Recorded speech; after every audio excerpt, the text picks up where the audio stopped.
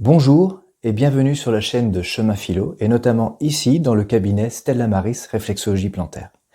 Alors ça faisait longtemps que j'avais envie de faire cette vidéoconférence sur le symbolisme des pieds et ce sont des matériaux tellement vastes, osés, que je me suis dit je vais pas faire cette vidéoconférence, ma communauté YouTube va me prendre pour un fou.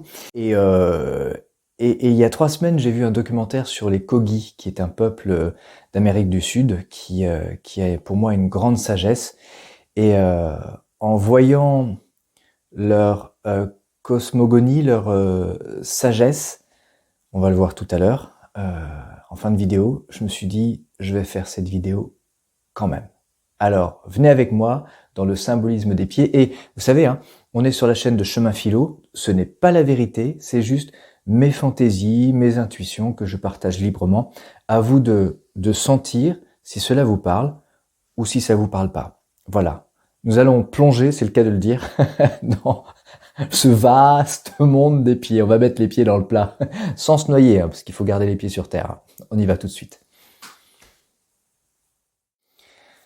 Alors, après ma formation, qui était déjà bien riche, et je remercie l'organisme Réflexologie Bretagne et Elisabeth Curie-Auberture, qui a fait naître chez moi une vocation et une passion de ce monde-là, les pieds.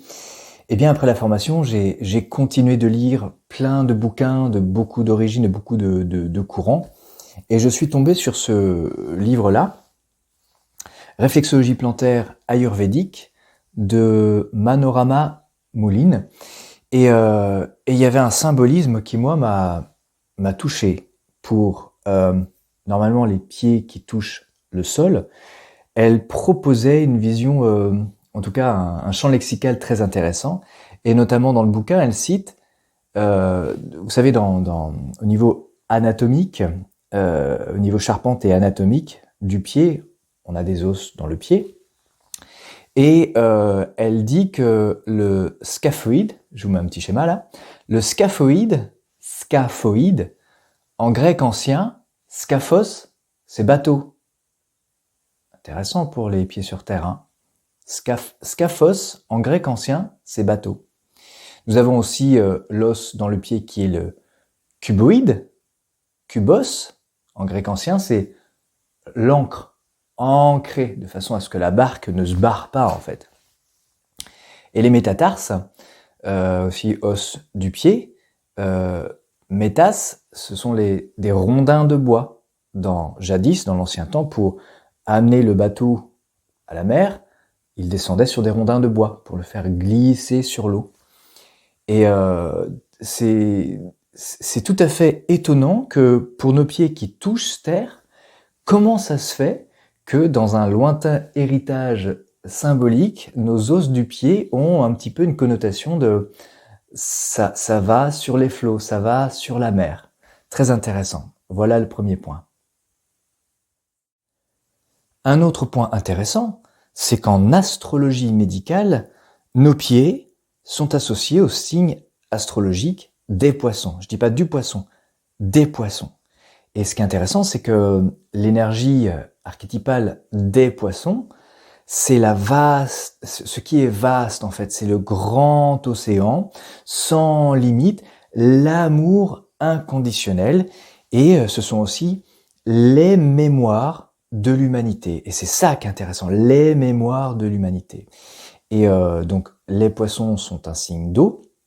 Si je vais voir aussi le scorpion, c'est aussi un signe d'eau, mais le scorpion serait en analogie avec la cave, nos souvenirs mémoire dans la cave. C'est un autre endroit qu'on va pas explorer aujourd'hui. Et les poissons, ce serait plutôt le grenier. Les souvenirs, les mémoires, et donc c'est quelque chose de très vaste. Et donc on a un monde très émotionnel. C'est ça qui est intéressant, et moi je le vois tous les jours avec mes clients. Je fais un voyage avec eux pendant 1 heure, même si au niveau tactile thérapeutique, je suis dans le concret, je fais un voyage émotionnel en partenariat avec mes clients. Et je parle en métaphore, hein. Attention, gardons les pieds sur terre. On va pas se noyer dans cette vidéo. Et donc, ce qui était très intéressant, c'est qu'en astrologie médicale, nos pieds sont en analogie avec l'énergie du signe astrologique des poissons. Et si je vais voir dans le symbolisme biblique, Jésus, Sol Invictus, c'est-à-dire le soleil invaincu, il marche sur l'eau. Alors concrètement, comment il fait, je sais pas s'il y a des effets spéciaux, hein, vous allez voir dans le film, mais je me raconte, moi, dans mon symbolisme, que Jésus a transcendé ses émotions de souffrance pour se guérir et les a transmutées pour pouvoir rayonner. Et l'océan, la mer sur laquelle il marche serait les émotions, c'est-à-dire qu'il n'est plus noyé dans ses émotions, il ne les évite pas non plus, il n'est pas dans le déni, mais il est suffisamment réalisé, il a transmuté ses émotions, il les a traversées, et maintenant il peut marcher sur l'eau, car je veux pas dire maîtrise, il ne les contrôle pas, c'est la façon dont je l'analyse, hein, c'est pas la vérité, mais il les a transmutées et il est ok avec ses émotions, il est vraiment guéri. Et le Sol Invictus, c'est-à-dire le soleil invaincu, marche sur l'eau. Et c'est très intéressant parce que le soleil, oui, Sol Invictus, Jésus est associé aux poissons, c'est le signe des poissons. Ictus, c'est le signe des poissons, Jésus. Ce qui m'amène à la cathédrale de Strasbourg, et je remercie Maurice Rosard pour ce formidable travail. En fait, une cathédrale se dévoile. Avant 2022, le Vatican, avec son idéologie, a changé le vitrail. Avant 2022, il y avait un phénomène hyper intéressant. Est-ce une coïncidence? Est-ce que cela a été fait par les compagnons bâtisseurs? On ne sait pas. Avant 2022, il y avait, je vais vous mettre le schéma, il y avait sur le vitrail donc une figure de, je crois que c'est Judas, et le pied de cette figure sur le vitrail, le pied de cette personne, je crois que c'est Judas, était vert. Et à chaque équinoxe, c'est-à-dire le jour égal à la nuit, on a les forces énergétiques yang et les forces énergétiques yin, jour, nuit, sont égales équinoxe.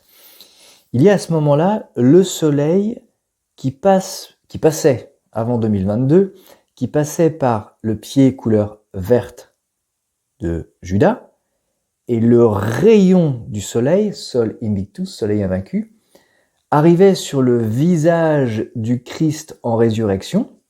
Je vais vous mettre des images. Et pendant cette période de 2 ou 3 jours, en fait, ce rayon vert, intéressant le rayon vert, ce rayon vert caressait le visage et la poitrine de Jésus, sculpté et posé à un endroit de la cathédrale, uniquement dans cette période d'équinoxe, où les forces yin sont égales aux forces yang. Et donc, pourquoi il nous raconte ça, Geoffrey, là, dans sa conférence sur le symbolisme des pieds allié à cette océanique et mémoire? C'est que si nous considérons, enfin, si je considère, je vais pas vous manipuler, si moi je considère que l'eau, l'océan, ce sont les mémoires héritées de notre passé, ce qui s'est passé avec mon arrière-grand-mère, ce qui s'est passé avec mon arrière-grand-père pendant la guerre, des héritages traumatique dans mes cellules à moi. Donc les émotions, je ne sais pas si vous me suivez, les émotions de l'eau, de cet océan de mémoire de l'humanité, autant de belles choses, amour, que de choses horribles dans notre histoire de l'humanité. Eh bien, vous savez, quand on appelle le rayon vert, quand le soleil se couche, les dernières toutes petites secondes, quand on a un point de vue sur l'horizon, en fait, que le soleil jaune-orangé passe, c'est quelque chose de très très rare, passe, et quand on est sur l'océan, le suspense, quand est-ce qu'il va nous le dire? Je plaisante. Quand on a un beau point de vue, un ciel dégagé, quand on est donc sur la mer, sur la barque, scaphoïde, cubos, avec une bonne ancre, parce que sinon on va je suis en train de divaguer. Bref, dans les dernières secondes où au loin, à l'horizon, avec une vue dégagée, que le soleil jaune-orangé passe sous au niveau perspective sous la surface de l'eau, clac, pendant quelques toutes petites secondes, on a un rayon vert. La lumière du Christ, la lumière de notre être réalisé est invaincue, sol invictus, passe dessous la surface de l'eau et clac, nous voyons un rayon vert. Et ça serait, pourquoi pas intéressant, merci Maurice Rosard, c'est que dans le symbolisme de l'eau, et moi je le vois tous les jours dans le travail que je fais avec mes clients, il y a, quelques jours après la séance, un soulagement, et puis moi je suis pas magicien, je ne fais pas disparaître la souffrance. Il y a une sorte de, vous savez, quand on fait de la pâte à crêpes, on est en Bretagne, quand on fait de la pâte à crêpes, en fait, quand il y a des grumeaux, on va travailler pour les dissoudre. Et moi, c'est ce que je fais dans le tissu nerveux et musculaire.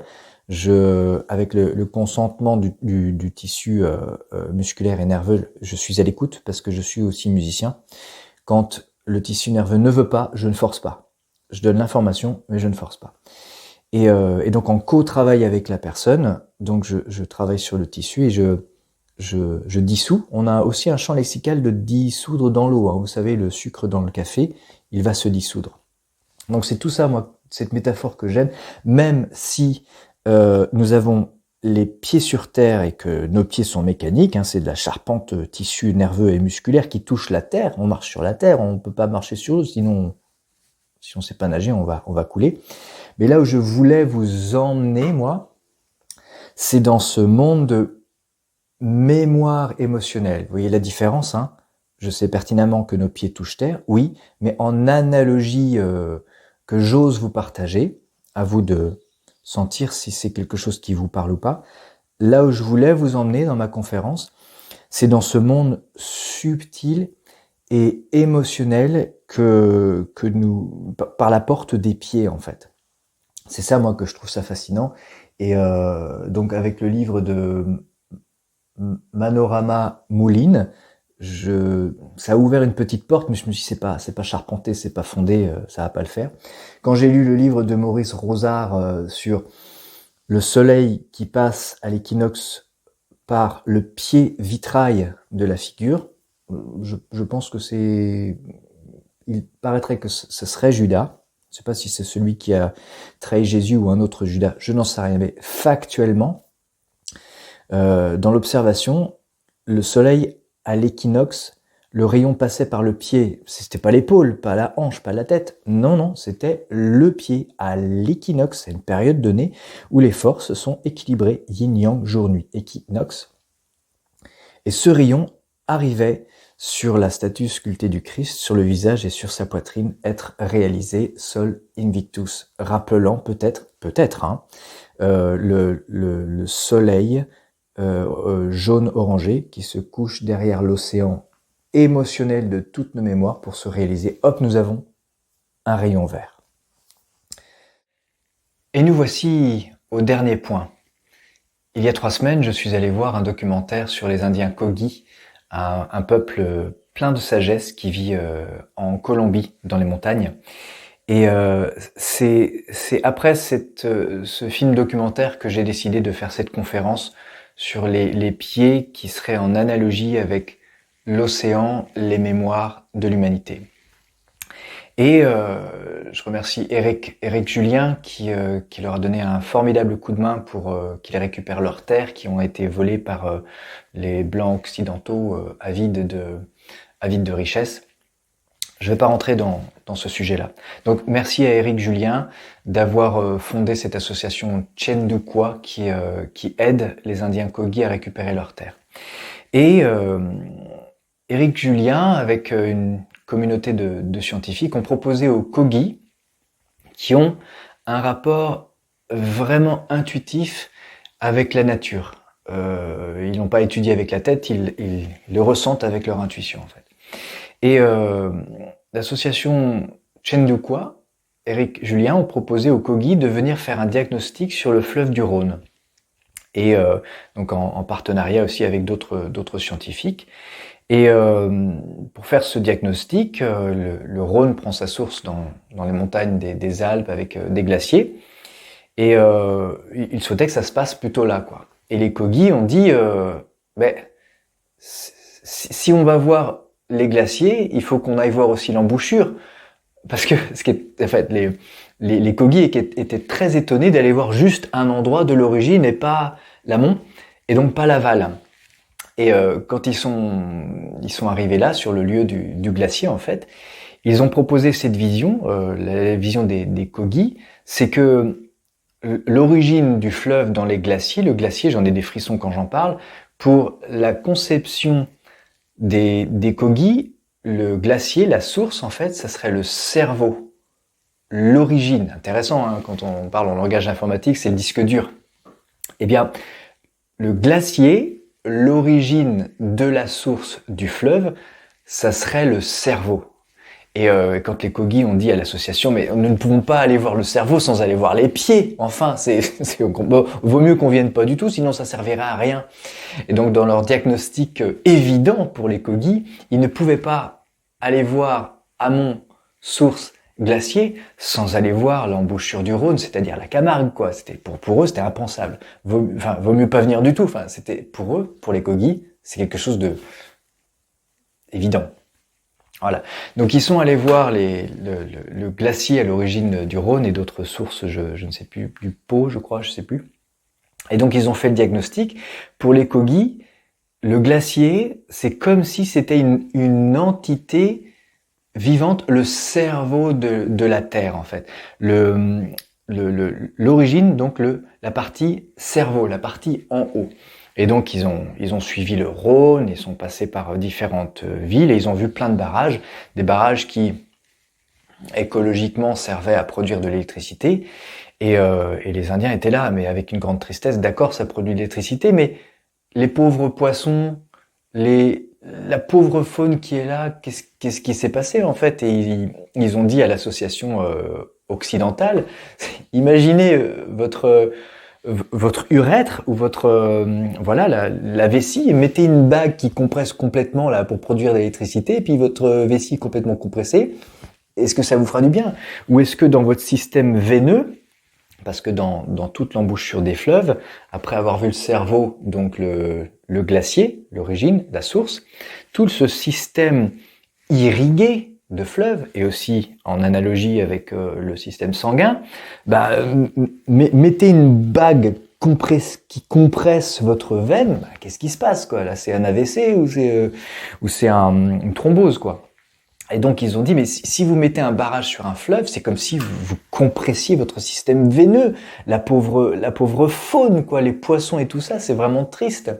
Mais bon, je dis ça, je surenchérais un petit peu parce que les Kogis, avec tout le mal depuis 500 ans, les conquistadors et tout ça, qui leur ont pillé des terres, les Kogis ne sont pas dans la revanche, ils ne sont pas dans la guerre. Donc je transcris peut-être mal leur vision des choses.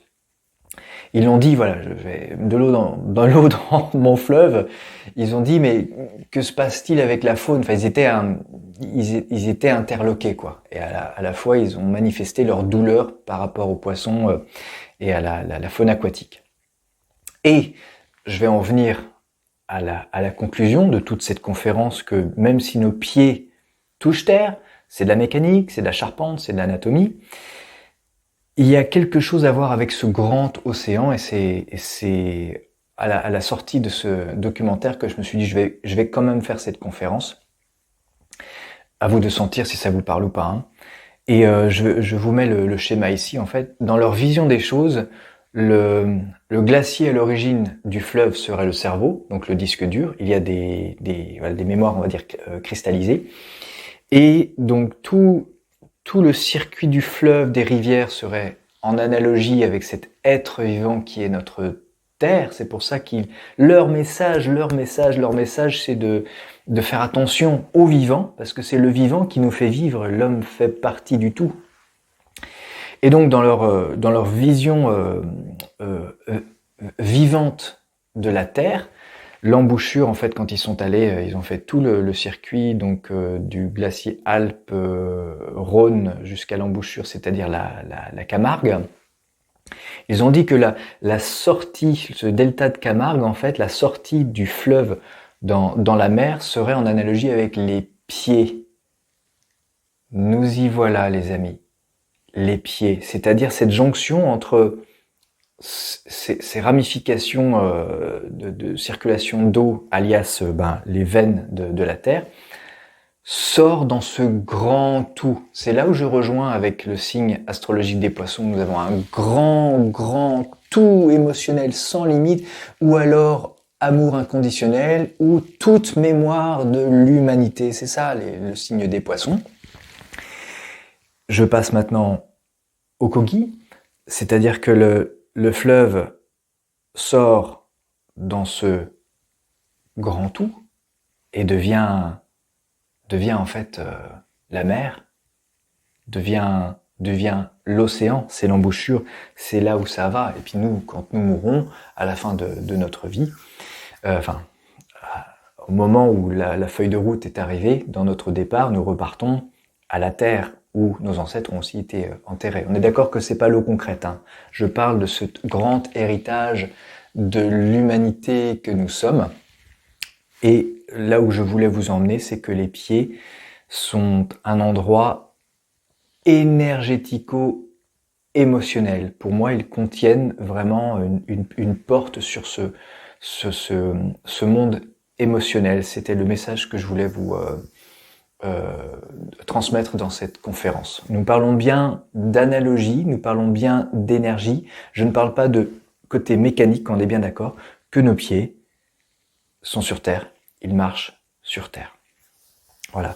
Et en conclusion, je vais vous lire un petit texte qui moi m'a profondément touché par rapport à l'océan. Et nous sommes à la fin de cette vidéoconférence.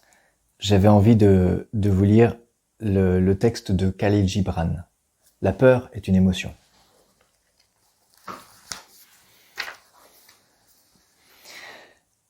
La peur de Khalil Gibran. On dit qu'avant d'entrer dans la mer, une rivière tremble de peur.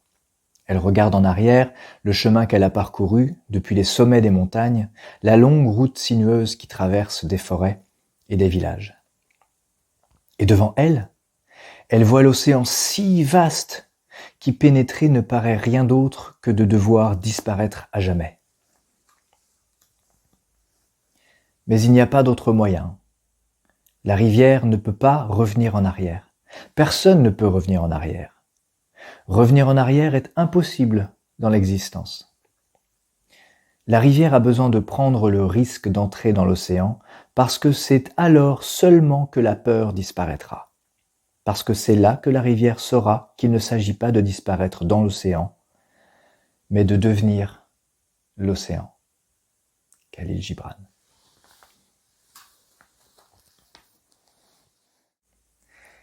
Et pour moi, il est important de faire cette conclusion parce que bien que je parle de l'analogie des pieds avec les poissons, ce vaste océan qui n'a pas de limite, pour moi, c'est quand même important d'avoir des limites. Et c'est intéressant qu'en ce moment, dans les eaux célestes, Monsieur Saturne, la planète de la limite, la planète du principe de la réalité, de la construction qui maîtrise le Capricorne, qui est un signe de terre, limite. Monsieur Saturne est en conjonction avec Neptune. Neptune qui maîtrise le signe des Poissons, cette vasteté d'amour inconditionnel, des mémoires de toute l'humanité, des idéaux que l'on incarne, les plus magnifiques. Et donc, Monsieur Saturne, principe de réalité, structure, limite, est en conjonction en ce moment-là, en conjonction avec Neptune, vasteté, amour inconditionnel, rêves, idéaux, héritage de notre humanité. Et où est-ce qu'ils sont en conjonction ? Ils sont en conjonction dans le signe du Bélier, c'est-à-dire l'archétype du « je suis »,« je fonce »,« je prends ma place », j'ai le feu de l'impulsion. Donc, même si je vous parle que les pieds, c'est un monde émotionnel, il est important aussi de trouver des limites parce que quand on me marche sur les pieds, je dois me positionner droit dans mes bottes. Donc je dirais que pour conclure cette conférence qui parle de cette vasteté d'un monde émotionnel relié au grand tout de notre histoire de l'humanité, du monde émotionnel, C'est pas parce que c'est un monde vaste, sans limite, qu'il ne faut pas en avoir. Donc, et pour moi c'est très important, la dimension des pieds aussi, c'est se positionner. On ne me coupe pas l'herbe sous le pied, on ne marche pas sur les pieds. C'est très important en tant que réflexologue que je suis de l'amener en plus de ce monde émotionnel que touchent les pieds. C'est très important de se positionner aussi. Donc, je dirais en ce moment que cet assaisonnement céleste que nous avons actuellement, Monsieur Saturne, positionnement limite, avec Neptune, cette vasteté, nos rêves, nos idéaux, nous avons une invitation à incarner nos rêves et à faire un petit peu de nettoyage avec nos mémoires ancestrales. Donc Neptune qui maîtrise les poissons idéaux, mémoire, arbre généalogique, et Saturne, je pose des limites. Où est-ce qu'ils sont en conjonction? Dans le Bélier, je prends ma place. Donc, je pourrais synthétiser, je suis OK et en paix avec mes émotions que je ressens, que je transcende. Je peux pleurer, je peux avoir de la colère, c'est OK. Je peux peut-être ressentir la colère de ma grand-mère qui a reçu des traumatismes. Je peux peut-être aussi ressentir moi la colère de mon grand-père qui a reçu des traumatismes. OK, je les travaille. Neptune émotionnel, vasteté océanique. Je pose des limites. Si on me casse les pieds, je suis droit dans mes bottes. Saturne. Dans le Bélier, je suis ce que je suis. Je prends ma place. Et je profite de ce feu du Bélier pour mettre en place les choses. Je vais de l'avant. Voilà. Eh bien, j'espère que je vous ai pas noyé avec ce champ lexical des poissons, eau océanique, tout en trouvant sa place et en mettant des limites. J'ai pris cette décision de vous livrer tous ces matériaux philosophiques. Et comme vous savez, on est sur la chaîne de Chemin Philo. Ce n'est pas la vérité, ce sont des matériaux philosophiques. Vous, comme les Kogi en fait, vous, pas avec la tête, vous sentez si c'est quelque chose qui vous résonne ou pas, si c'est évident ou pas. Voilà, mais c'était Geoffrey à la fois de Chemin Philo et de Stella Maris, artisan du bien-être, en tant que réflexologue plantaire. Tout ça en restant sur le plan terre. Il faut pas se planter. Merci à vous de votre confiance et d'avoir voyagé avec moi sur ma barque sur l'océan.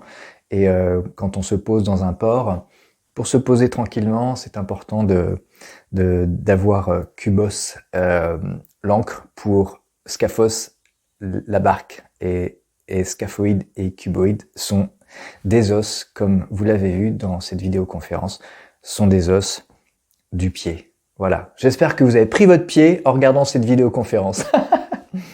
Merci à vous, c'était Geoffrey de Chemin Philo et Stella Maris, artisan du bien-être. Bon voyage à vous, merci, au revoir.